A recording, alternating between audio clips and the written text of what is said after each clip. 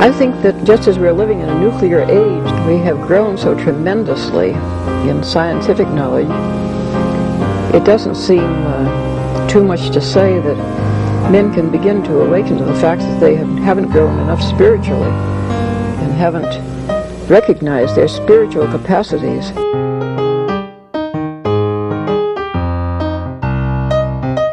Once something like eating is death, then you've struck at the very heart of life. The enemy of the older radical theories may have been the ruling class, but today the stakes of whether we will reform ourselves into a new kind of human being, a new kind of society, whether we will find selves worth being, the stakes of it are simply life itself.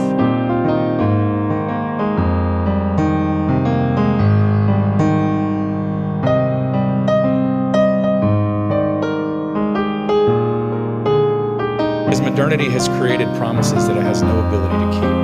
What this means is that we're a society of disembedded individuals, stuck in the impossible situation of being alone together. And what was understood as emancipation has proved to be a form of isolation. It is important to understand that what I am telling you is not simply a cultural history.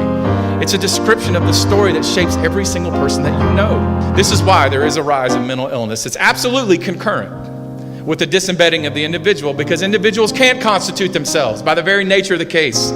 Subjectivity cannot sustain its own weight. We need others to tell us. But we've been given an ethical mandate by the Enlightenment that tells us that that's immoral, that nobody should constrain us. Yeah. It's not pleasant to contemplate to what extent you're a useful idiot in the schemes of powerful forces. No, it's not. And I mean, stuff like that is seen better in hindsight, but even now, if you point it out, most people aren't going to be able to get that. Yeah. Well, think of the comment of that agricultural dean in that class you and Jacob are doing. When you were saying things like this, he's like, I don't know about farmers that are going out of business. I just know about farmers that are retiring and none of their kids want the farm, so it just goes on the market. And what's the problem with that? I know, that was just one of those moments where you're like, my dear, you're so nice. You're so nice. Well, I don't know what. But he's not wrong to be saying on the surface of things, there are just people making choices on a market. He's not wrong as far as it goes. It just doesn't go very far. They're technically making choices. But the truth is, for instance, like, they can't afford to stay in this business. They realize that they're being outcompeted by farms with more land and much more expensive equipment, and they'd have to go into massive debt to try to keep up, and it's this huge gamble. And they can't even like have their kids stay on the farm because the small profit margin they have will not like allow for more than one kid, for instance, to run the farm. And so on. So yeah, they technically have a choice, but in reality, they don't. And of course, they're not going to choose to go bankrupt and file bankruptcy, because I remember that's what that guy said was, well, I don't know anybody who actually like became bankrupt in my, rural county or whatever. Well, most people don't want to get to the point where they're going to declare bankruptcy. They just decide that maybe they need to retire and get out of this or sell their land to some bigger operation so that they can avoid bankruptcy. And this is, it's not even a dispute. This is what has happened for decades. That's why we have such consolidation of land. It's not that, farmer wakes up and says, oh, I don't think I want to do this anymore. I'm going to sell my land. I mean, most of these people they really like their way of life. They don't want to let it go, but they don't feel like they have a choice. That's kind of like I was going to say like what we talked to Nick about with people that were like selling out to the fracking industry. But I did want to mention that, after we talked to Bryant about the Dust Bowl phenomenon, we also talked about ecological and political futures. And that one, I would say, go back and listen to that one, people, because there were some wild ideas flying around there. I'd love to have Bryant back to talk even more about futuring, but we ranged all over the place. But I do remember Bryant at one point referencing the dolphin people from Guillaume Fay's archaeofuturism. So, but I mean, a lot of that discussion centered on we all agree climate change is real. We're getting into the danger zone. Probably at this point, there's no turning back to it. Like we've gone past the point where if we cut emissions drastically, that we can kind of halt things. It's a matter of, can we still do that so that it's not as bad as it would otherwise be? And, I think we talked about that APSR article. He's the first author that I've ever seen in that journal that actually mused about whether authoritarian governments might be necessary in order to deal with all of the crises that will come from climate change, from, like crop failure to floods to, famines to mass migration. And may this not be an inevitability.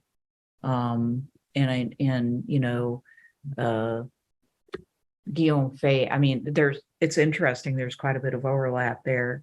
Fay basically argues from an ethno-nationalist perspective, but still like that, in the wake of a climate catastrophe,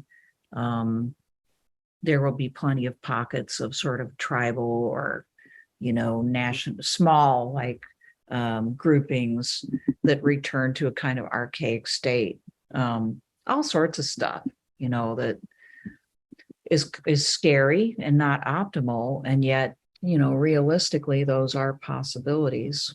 So, And that's what happens when you lose ideas like that, either small determined minorities or a more majoritarian force in society could forge a revolutionary subject. Well, if people wonder why both of us tend to lean Christian and maybe Catholic Christian in particular, over the course of time, it shouldn't be too much of a surprise, because when you think about all the options for trying to bring some sort of unity and a higher focus or a higher level of thinking than just looking out for number one, there's not a lot of options lying around that seem terribly plausible.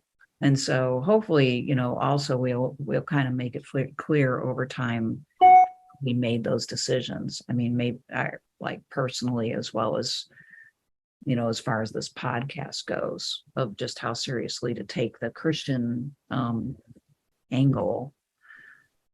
But before we maybe talk about that a little bit more, just to mention, like our last two episodes, which are probably fresher in people's mind, we had to do with fracking, and we talked to Nick Gaffron, first about his battle with fighting fracking in Pennsylvania, where we learned that very well-meaning liberal progressive people got involved in fighting against fracking, which can greatly disrupt your property and your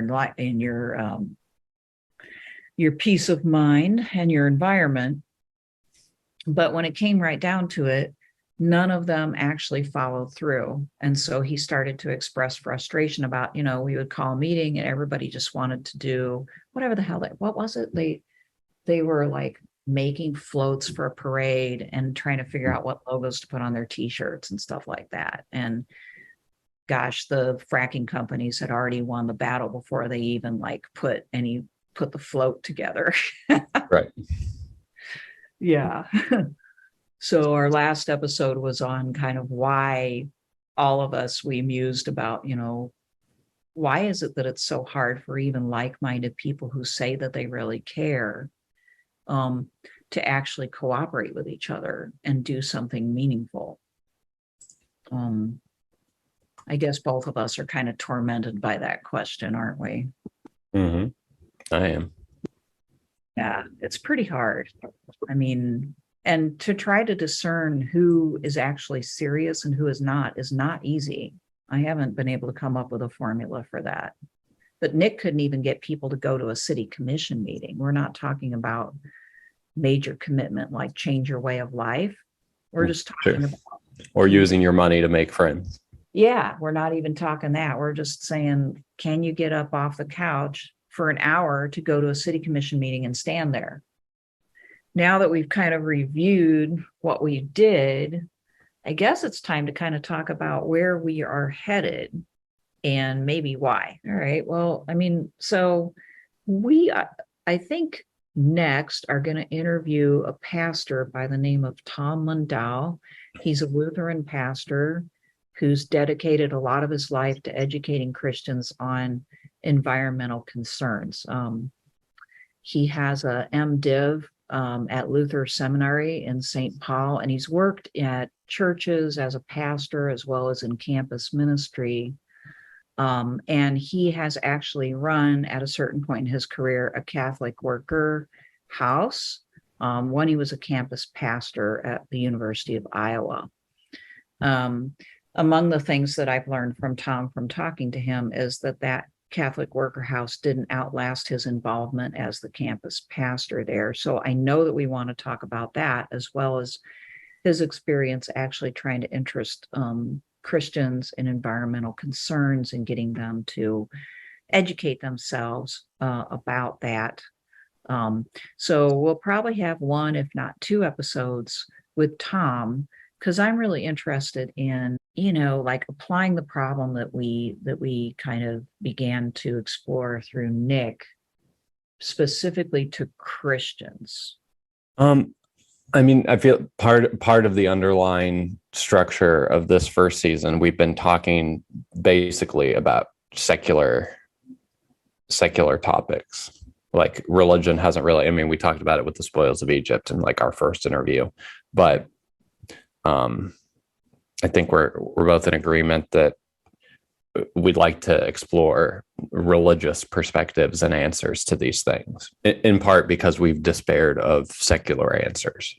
You and I have read an awful lot and discussed an awful lot of theology, basically related to, not just related to the environment, but definitely relatable to the environment. And so one thing that we may do is bring some of that most important, the stuff that we consider most important, into discussion. Both Protestant as well as Catholic. I mean, when I think back on what we've read, an awful lot of what we've read and discussed together is actually Protestant in origin, because there's a lot of good stuff to be had out there, like Walter Brueggemann, right? Like, was a huge deal for. There's like competing views of what the meaning of Christ's coming to earth, the incarnation, and the crucifixion, and how that relates to how we view each other and our environment. I would think it would boil down to a similar question of, can you see the disjunct between how we use money versus how we should use money? I feel like there's a similar issue about like children of light being stupid in the world, like both with how capitalism functions and how ecology actually functions, And I think a big buttress they have up is a belief that, well, God is in control, so it doesn't really matter what I do, or it doesn't matter what my society has been doing for hundreds of years.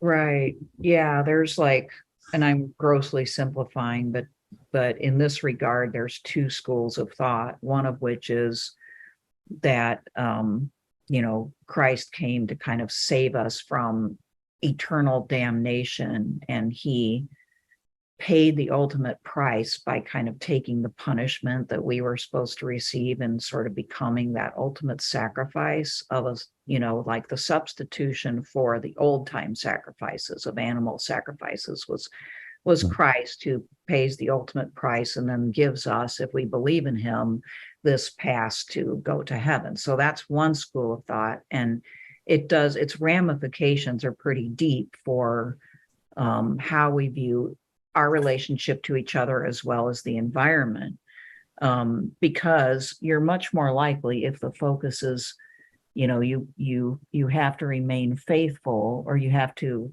accept Christ and look forward to the afterlife, it probably means that you're not going to really value too much the world, the environment, this life. It's not as crucial what you do here.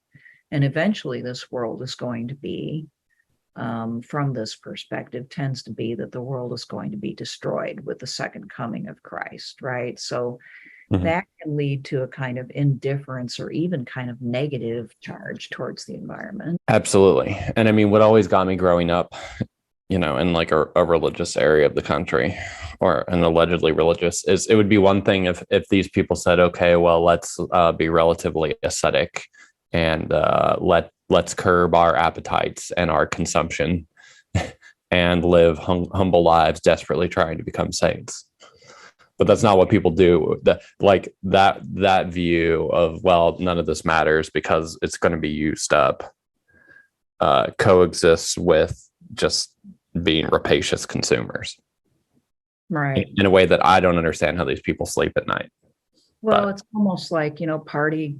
What is that song? Like it's 1999 or something like that. Like if Party like it's 1999. yeah, that whole thing, right?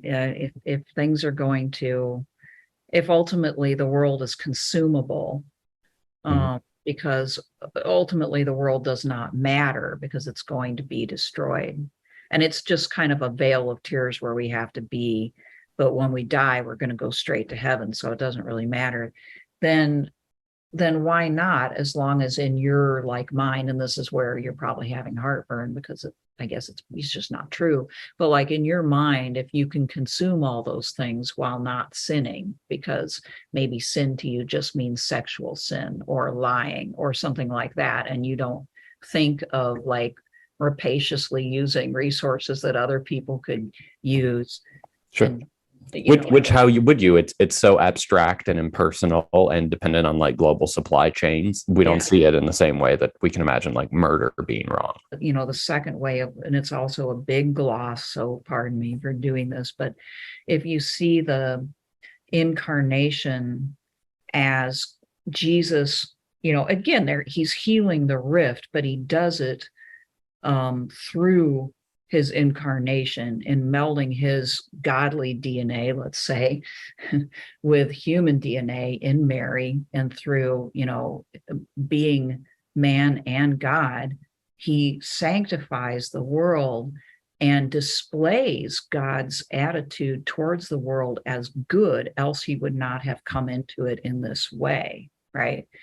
Making it, the lesson being that it is important and worthy of care, nor would he have incarnated and spent his time teaching people to be a certain way if none of that really mattered. And it was just a matter of believing on him that mattered. Right. One of the things that came to mind was there's an old Thomistic formulation that says that grace perfects nature, and grace being like God's, I don't know, divine power to fulfill things and heal things. That wasn't a great definition, but I think it works. In that first view you were looking at about, well, God's going to come, it doesn't really matter what we do, which is it's like a Christian nihilism, or like a pseudo Christian nihilism. Like if you were to transpose that into that steward story we were talking about, it would be Jesus saying, well, just throw your money away or just burn it or have fun because like I'm going to make a new world anyway and we're going to party. Yeah. Or put another way, it's like grace just sort of destroys and recreates nature in a way, instead of, no, like nature is already good and to be preserved to the extent we can and then like fulfilled. If Mary, a human being, was a worthy home for God, then you can't treat other people with this impunity or disregard. And if God came into the world and walked here, then the world is worth something. And I'm not saying that this is the only reason why a Christian should care about the environment, but it's a major one. Likewise, the idea of the crucifixion in the second view changes from just being substitutionary atonement sacrifice for you to enter heaven to the ultimate kind of melding of God's suffering with human suffering. The ultimate sympathy, the ultimate melding of man and God happens there as well. And that side is, the blessing even of our suffering. You know, the full human experience, even the ugliest part, is worthy of God's love. And God loved human beings so much that he actually shared all of that with us and didn't hold anything back. This is where I think of that Harwas piece that we recently read, one from Plow magazine called The Good Life, If Liberalism Failed to Deliver What We Can. And one of the things that he mentions in here is that, you know, what is missing in our way of life is that we have like tried to escape suffering so much, and of course you can't anyway, but we haven't focused on having a life worth living, right? Which is different from escaping suffering or somehow, you know, avoiding thinking about death, never having pain. No, and I think it's part of our human nature is, and that's constantly frustrated in our society, is a personalist and communitarian and probably communist drive towards connection with other people and with creation and with God. And under modernity, and especially under capitalism, there's no way to, we can have platitudes about it, but it's not, we're haunted by these dreams of if only we could treat human beings like human beings. But that would require amount of care for each other and a struggle against the abstract and evil forces that dominate us, that, you know, we can't bring ourselves to it, I don't think. And your point is, you know, it's easier for people to think about starting that press or like, you know, printing a magazine or whatever, or doing something like that that's very partial, Right? as an expression of your aspirations, but without having to do battle, basically. And even starting that press is heroic. Most people, it's just, you know, whatever conservative pundit owns trans activist. And you just go down this rabbit trail on YouTube and you feel like you're like somehow or other like repairing the cosmos. Right. So when what you're talking about is literally what some people, maybe somewhat tritely, but still people will recognize this, they refer to as the God-shaped hole, right? Like, sure, really the aspiration is for something much more meaningful and better that does involve loving, you know, God as well as other human beings, and a far greater sense of belonging. And we all kind of, or at least most people probably deep down want that, but it seems impossible, or the price that would have to be paid is so high relative to our current, I don't know, like it just seems to be easier in any given moment for people to operate as individuals with mainly self-interest. and there's no like social infrastructure to support us actually taking care of each other and not only being supernaturally happy, but even naturally happy. Like Hauerwas talks about that shepherd at the beginning of that article, that there is a kind of natural happiness that I think you would still probably feel a lack, but people are denied even natural happiness, even like the comforts of stable family, just as one example. Well, right. Yeah. If you're living a fairly stable life and you feel that you're doing something like that shepherd was doing that is useful, and you have this rhythm and you have relationships, you have a lot of the ingredients, not only for a sort of natural happiness, but also for a greater chance of connecting with God, I think, because for one thing, he's paying attention to the natural cycles of the world. So, I mean, right there, it's very difficult to like totally forget that there's something bigger going on in life if you are like witnessing nature more. And then, you know, when you're more focused on your personal relationships and on taking care of something that you have expertise in, right, that you have to kind of like work with. Nature is not like ultra pliable, like it has its limits. And so you have to kind of cooperate with it and with other people in that type of setting. So I would think that it would be easier for a person to kind of gain the spiritual depth necessary to maybe become closer to God almost naturally. And most of us are missing that opportunity, you know, because we haven't lived in the same place for a long time. Many of us have very abstract jobs that we spend most of our time doing. Then you go and you know, consume something in order to try to gain what you feel you're lacking. And it's Hmm. always at a price, whether it's I mean, lots of times it's a money price. Hmm. Sure. Or if it's free, it's because you're probably the product. It's hard for people to even believe that it might not cost anything, right? To gain more satisfaction. Sometimes I think it just comes at the price of deciding you're going to settle down on a particular thing, even if it's not your ideal way of life. In my case right now, I have a 95-year-old dad living next door to me, and I am dedicated to helping make the rest of his life as good as it can be. So I see him every day. He comes with me now when I do some things. And if he has a problem, I'm going to be there for him. And I'm not ultimately free to do any and everything I want to do. But as I've kind of settled into that commitment to was my parents, but now my dad, there is doing something like that does allow you to think about what is the bigger meaning of life. But it's hard for people to swallow the sacrifices needed. Well, and I would say you've kind of done the same thing there in Kansas City by staying where you're at, even though you've gone through multiple changes in plan due to the fact that you can't get a whole lot of cooperation going on. But so far, you've stayed there. Well, and it takes a lot of anxieties off the table. I think a lot of people, they have the fear of missing out or whatever. They're spending all their time on screens, seeing fabulous people doing fabulous things. And therefore they're in the abstract, their possibilities are endless, but their like actual reality is like mostly void.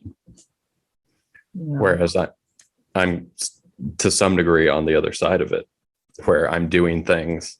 Life is enough of an adventure, even if it's not sort of like a fun movie ready adventure, that I don't feel this lack that I need to make up for by like partying all weekend.